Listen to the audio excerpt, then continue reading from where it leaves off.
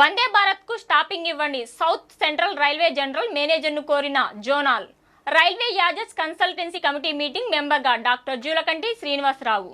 South Central Railway 76వ zonal railway users consultancy committee meeting బుధవారం ఉదయం సికింద్రాబాద్ రైల్వే నిలయంలోని సమన్వయ కాన్ఫరెన్స్ హాల్ నందు జరిగింది. జనరల్ మేనేజర్ శ్రీ సంజయ్ కుమార్ శ్రీవత్సవ అధ్యక్షతన జరిగిన ఈ సమావేశానికి ముఖ్య అతిథులుగా ఒంగోలు పార్లమెంట్ సభ్యులు శ్రీ మాగుంట శ్రీనివాసరెడ్డి, మల్కాజ్గిరి పార్లమెంట్ సభ్యులు శ్రీ ఈటిల రాజేందర్, మహబూబ్ నగర్ పార్లమెంట్ సభ్యులు శ్రీమతి డికే అరుణ, అమలాపురం పార్లమెంట్ సభ్యులు జిఎం హరీష్ బాలయోగితో పాటు పలువురు లోక్సభ, రాజ్యసభ పార్లమెంట్ సభ్యులు పాల్గొన్నారు. పిడుగురాల స్టేషన్లో ఆగని వందే భారత్ తో సహా పలు రైళ్లకు స్టాపింగ్ ఇవ్వాలని కోరుతూ ZRUCC member doctor Julakanti Srinivasarao South Central Railway General Manager Sanjay Kumar Srivastava గారికి వినతి పత్రం అందించారు.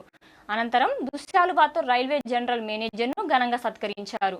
ఈ సమావేశంలో ZRUCC member doctor Julakanti Srinivasarao stopping గురించి మాట్లాడుతూ పిడుగురాల నుండి వెళ్ళు రెగ్యులర్ రైళ్లు Vande Bharat express, LTT express, Bhavnagar express, Rameswaram express, intercity express, Guwahati super fast, Visakhapatnam AC super fast రైళ్లకు స్టాపింగ్ కల్పించాలని అన్నారు.